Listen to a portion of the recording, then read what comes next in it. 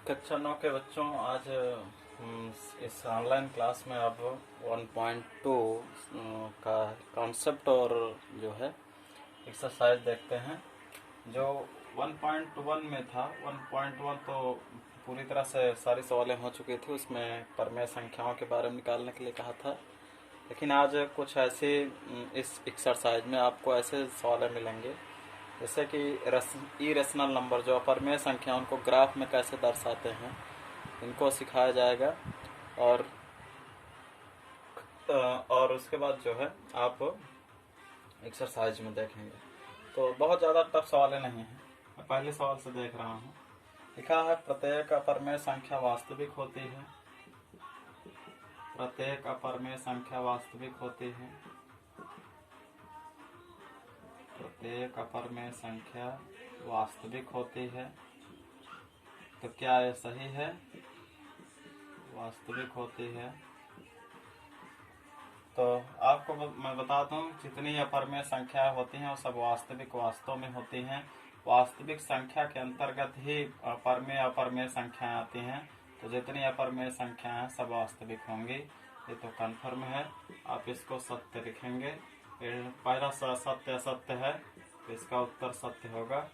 चाहे जो भी यानी इरेशनल नंबर हैं सब वास्तविक होती हैं, और चाहे जो रेशनल नंबर हो भी सब रियल नंबर होते हैं। यानी वास्तविक संख्या जो है परमेय और परमेय संख्याओं का सम्मिलन होता है। एक तरह से दोनों संख्याओं का समूह ही वास्तविक संख्या कहलाती है। तो अपरमेय संख्या वास्तविक होती हैं, कन्फर्म सही है। आगे देखते हैं दूसरी सवाल। संख्या रेखा पर प्रत्येक बिंदु √m के रूप का होगा। जो संख्या रेखा है, संख्या रेखा क्या सभी जो पॉइंट हैं √m प्रकार से व्यक्त होते हैं?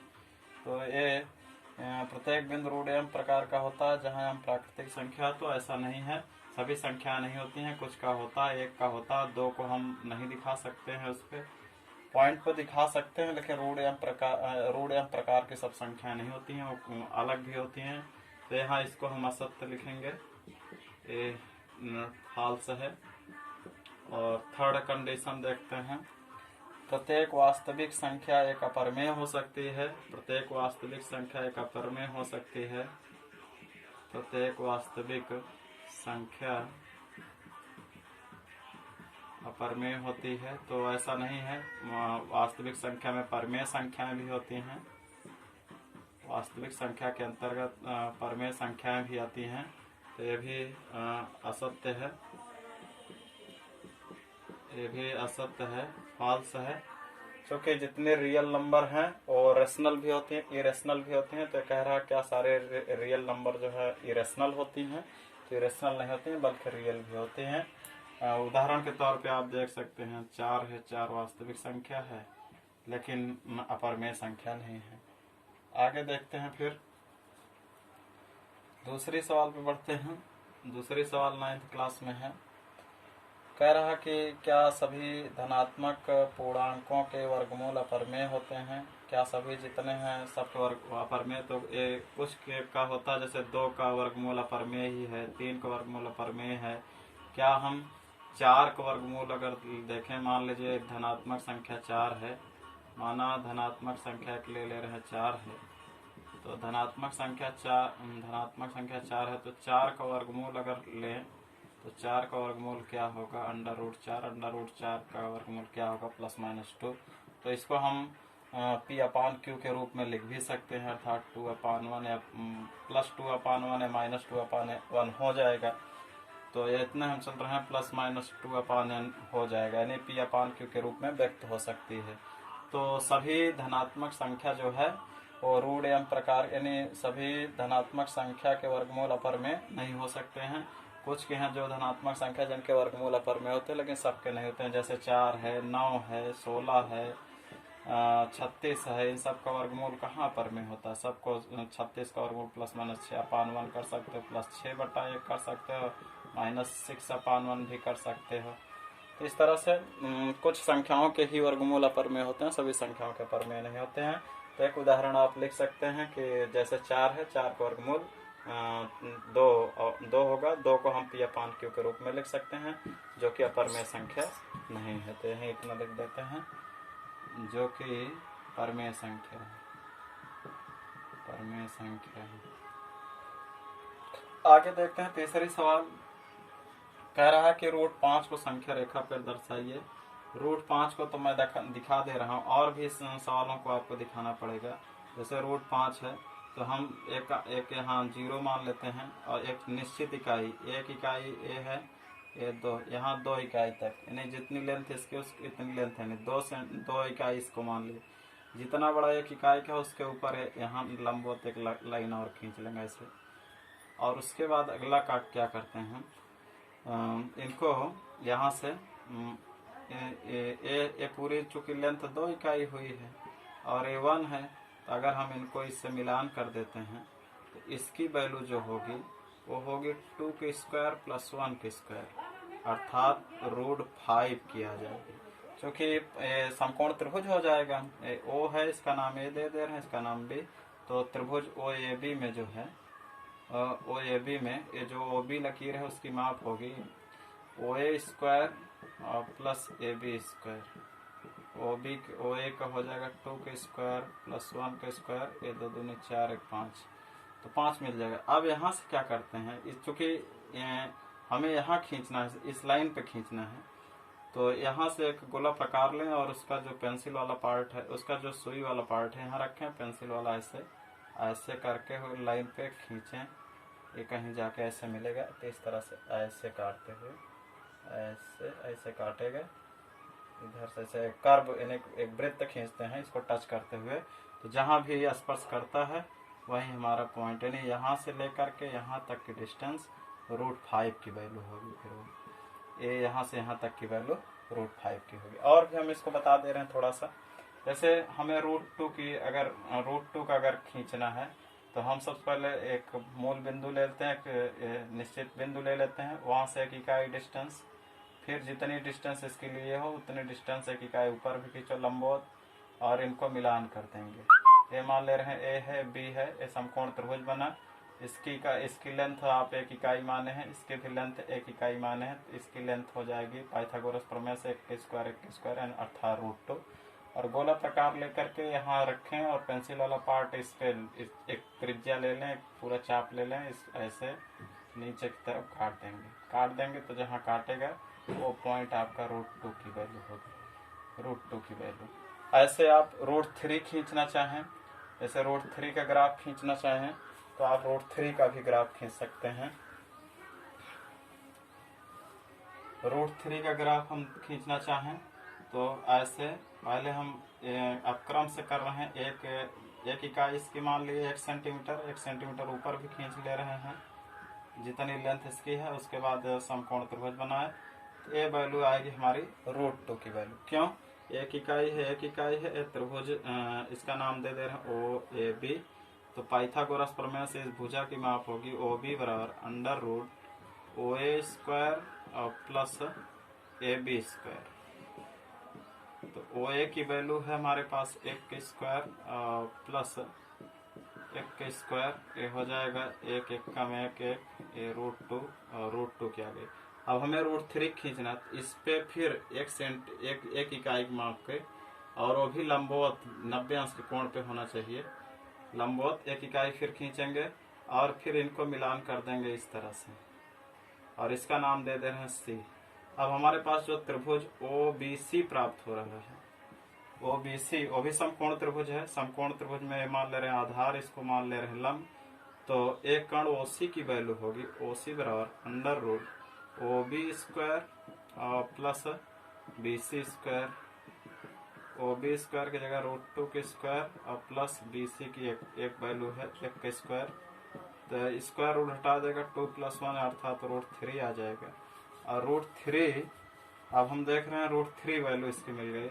और फिर एक गोला प्रकार लें, उसका सुई वाला पार्ट यहाँ रखें और त्रिज्या लेकर के ऐसे खींचते हुए इस लाइन पे खींचें, जहाँ पे लाइन पे गिरेगी वहीं वो जो है डिस्टेंस व्यक्त करेगी, यानी इस पॉइंट O से यहाँ तक की डिस्टेंस, जहाँ काटेगा कर्व वहाँ तक की दूरी √3 होगी। ऐसे हम √4 अगर बनाना चाहें तो 1 सेंटीमीटर फिर बढ़ा लें, 1 इकाई फिर बढ़ा लें और 90 अंश के कोण पे बढ़ाएं। ऐसे नहीं है कि 1 इकाई ऊपर बढ़ा लेंगे, 1 इकाई बढ़ाएं तो भी इस लाइन के लंबवत हो, इस लाइन पे लंबवत गिरी हो। फिर √4 का, √5 का, √6 का, किसी का भी यानी हम इरेशनल नंबर का ग्राफ इस लाइन पे खींच सकते हैं। तो लाइन पे ग्राफ खींचना इरेशनल नंबर का आप सीखे, इसको आप थोड़ा बेहतरीन ढंग से और प्रयास करते हुए लगाएं। इस तरह से ये शायद चैप्टर में यही है। और चौथी सवाल किताब में कहा कि सभी √2, √3, √4 को संख्या रेखा पर दर्शाइए, और एक सवाल भी दे रखा कि आप स्वयं करें क्रियाकलाप। तो √1.2 में कुछ खास था नहीं, 1.2 आप इसको कंप्लीट करेंगे कॉपी में। आगे देखते हैं 1.3 में बढ़ते हैं। तो बच्चों, कैसे हम जानेंगे कि कोई परमेय संख्या शांत दशमलव में है या शांत दशमलव में है। तो परमेय संख्या यदि दी जाए हमें P/Q के रूप में, जहाँ Q इज नॉट इक्वल 0 हो और PQ जो है इंटीजर हैं, कोई इंटीजर हैं, और हमसे कह रहा हो कि बताइए टर्मिनेटिंग डेसिमल में होगा कि नॉन टर्मिनेटिंग डेसिमल में होगा, या नॉन रिपीटिंग होगा, नॉन रिपीटिंग होगा या रिपीटिंग होगा। तो शांत दशमलव या शांत आवर्ती या शांत अनावर्ती के लिए कैसे पहचानेंगे? सबसे पहले हम भाग, जैसे कोई हमें सवाल मिला 3/2 है, हम 3 को जो ऊपर है उसको बीच में रखें यहाँ और डिवाइड करें, 2 का पहाड़ा चला जाएगा, 2 1 कम 2, 3 मस 2 गए, 1 दशमलव लगाए, 0 बढ़ाए, 2 5 6 10। देख रहे हैं आपका ये जो परमेय संख्या जो रेशनल नंबर है वो पूरी तरह दशमलव लगाने के बाद कट जा रहा है, पूरी तरह से डिवाइड हो जा रहा है। कुछ सवालें होती हैं जैसे 1/3 है, 1 को बीच में रखें, 3 तो पॉइंट लगाए 0, 3 त्रिक्का 9, 10 मस 9 गए, फिर पॉइंट से 0 बढ़ा सकते हैं, फिर 3 त्रिक्का 9, फिर पॉइंट से 0 बढ़ा सकते हैं, 3 त्रिक्का 9, फिर पॉइंट से 0। तो इस तरह देख रहे हैं कि लगातार वहीं एक डिजिट वापस ला रहा है।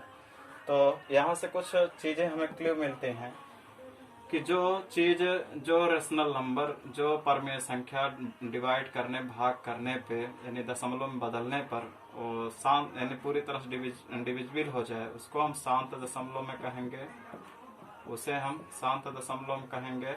और जो डिवाइड करने के बाद रिपीट होती जाए उसे अशांत आवर्ती दशमलव कहते हैं, जिसे बार बार रिपीट हो रहा। अंकों का भी रिपीट हो सकता है, 3 3 जैसे है, मान लीजिए 3 5 3 5 3 5, इस तरह से भी आ सकता है, अशांत आवर्ती दशमलव उसको कहेंगे।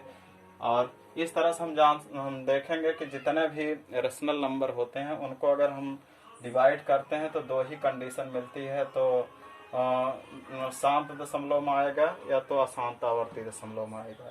लेकिन जो अपरमेय संख्या होती है वो अपरमेय संख्या में अशांत भी आता है, अशांत रहता, अशांत दशमलव डिनोट करता, और अनावर्ती रहता, उसमें आवर्त नहीं रहता है। अगर कहीं ऐसे हमको मान लीजिए दशमलव संख्या मिल जाती है जहाँ हमें पहचाननी हो कि बताइए क्या ये रेशनल होंगे कि रेशनल होंगे, तो यदि दशमलव के बाद कुछ पॉइंट के बाद रुक जा रहा है या अंक नहीं लिखे जा रहे हैं, 1.5 1.3 ऐसे लिखे हैं, नहीं कि इसका मतलब वो डिविजिबल है, तो हम उसको तुरंत कह देंगे रेशनल। अगर कहीं रिपीट हो रहा है, जैसे कोई डिजिट है जो बार बार वही अंक वापस आ रहा है, तो वो भी रेशनल नंबर होगा।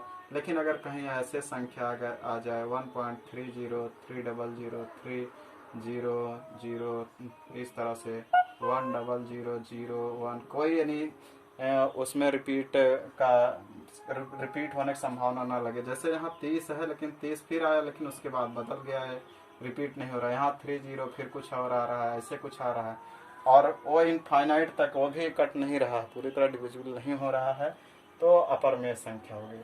तो आप दशमलव संख्या को देख करके स्वयं ही निर्धारित कर सकते हैं कि यदि कोई जैसे 1.53 है, देख रहे हैं कि आगे डॉट डॉट नहीं और पहाड़े और नहीं डिविजिबल हो रहा है, तुरंत उसको हम रेशनल नंबर में।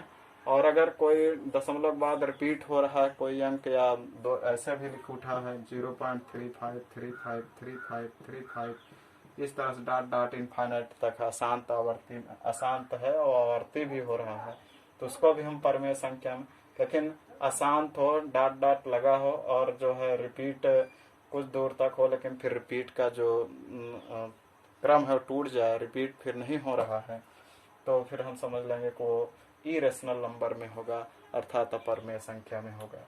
तो आप 1.3 में पहले सवाल में यही शायद है कि क्या कोई संख्या दशमलव निम्न को दशमलव बदलिए और कौन कैसे हैं, अशांत हैं, शांत हैं या अशांत अनावर्ती आ रहे हैं, कैसे हैं, उनको आपको हल करना है। तो आप वो 1.3 के लिए अब आगे बढ़ें और 1.3 में सवाल हल करें। आज इतना ही 9th क्लास के लिए। अब 12th क्लास 11th क्लास के बच्चे देखेंगे।